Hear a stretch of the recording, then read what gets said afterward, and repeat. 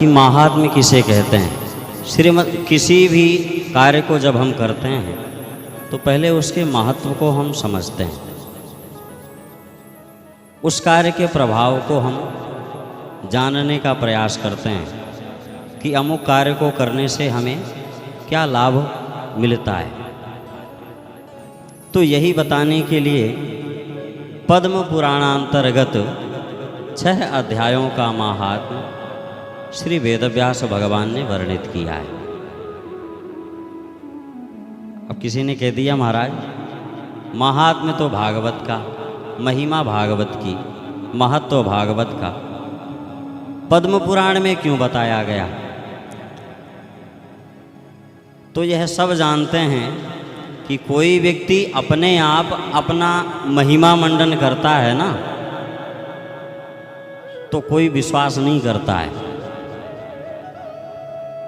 हम कितना भी कह दें कि हम इतने बड़े कथावाचक हैं और हम 2-4 करोड़ रुपए महीने का कमाते हैं, इतनी बड़ी बड़ी कथाएं करते हैं और हम बहुत अच्छी कथा करते हैं, हम कितना भी अपने लिए कहते रहें, तो हम जितना ही अपनी बड़ाई प्रशंसा करेंगे ना, उतना ही ज़्यादा लोगों को संदेह होगा कि अपने मुंह से ही अपनी प्रशंसा।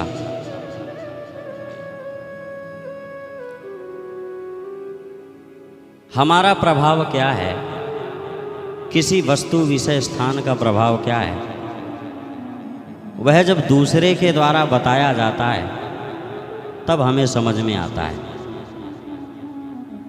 इसलिए भागवत की महिमा को पद्म पुराणांतर्गत गाया गया है। 6 अध्यायों का महात्म्य वर्णित किया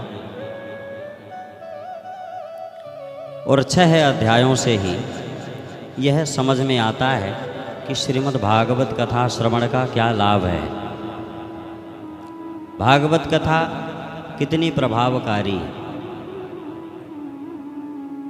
पापनाशिनी, प्रेत पीड़ा विनाशिनी कैसे है। केवल कह देने से तो कहते हैं नहीं, इसका प्रमाण भी प्रत्यक्ष देखो। कहाँ? बोले 6 अध्याय के महात्म्य में।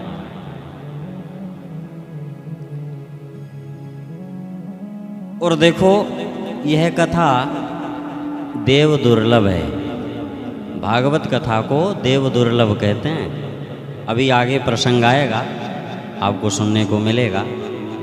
हम सब परम सौभाग्यशाली हैं कि इस भागवत रूपी भागीरथी में गोता लगाने का, अवगाहन करने का अवसर हम सभी को मिला है।